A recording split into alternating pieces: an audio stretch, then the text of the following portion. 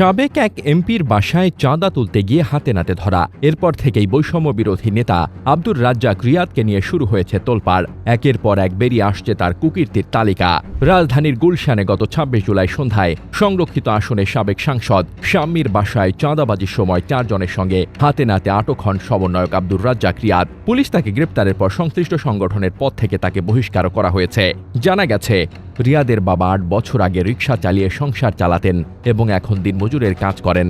তবে সন্তান রিয়াদের টার্গেট আওয়ামী লীগ সরকারের সাবেক এমপি মন্ত্রীদের কাছে চাঁদাবাজি করে কোটি টাকা আয়ের। ঢাকায় একটি বেসরকারি বিশ্ববিদ্যালয়ে ভর্তি হয়ে পরে বৈষম্য বিরোধী ছাত্র আন্দোলনে অংশ নেয় এবং আন্দোলনের নেতাদের সঙ্গে গড়ে তোলেন সুসম্পর্ক। এরপর আর ফিরে তাকাতে হয়নি তাকে।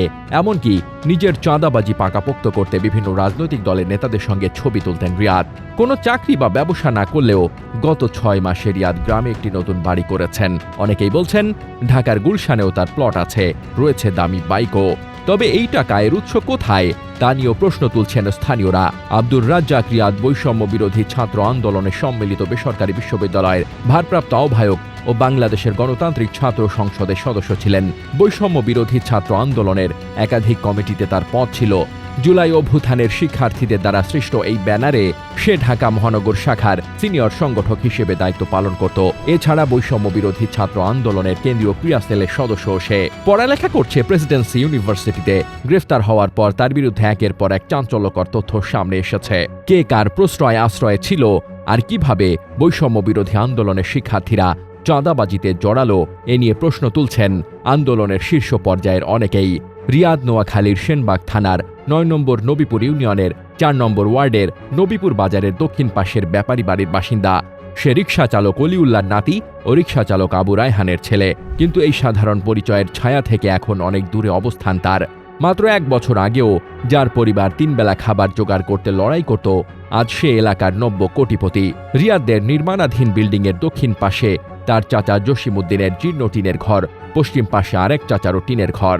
নাম প্রকাশ না করা শর্তে রাজ্জাকের এক চাচি সংবাদ মাধ্যমকে জানিয়েছেন, রিয়াদের বাবা ও বড় ভাই দুজনই রিকশা চালাতেন, তবে এখন চালান না।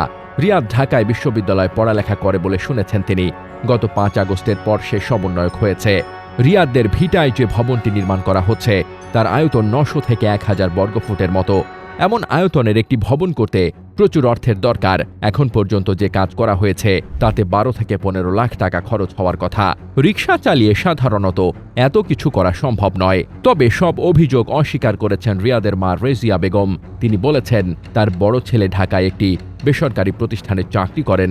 রেজিয়া বেগম জানান, মানুষের কাছ থেকে সাহায্য সহযোগিতা নিয়ে তার স্বামীর আয়ের টাকায় ছেলেকে বিশ্ববিদ্যালয়ে ভর্তি করিয়েছে।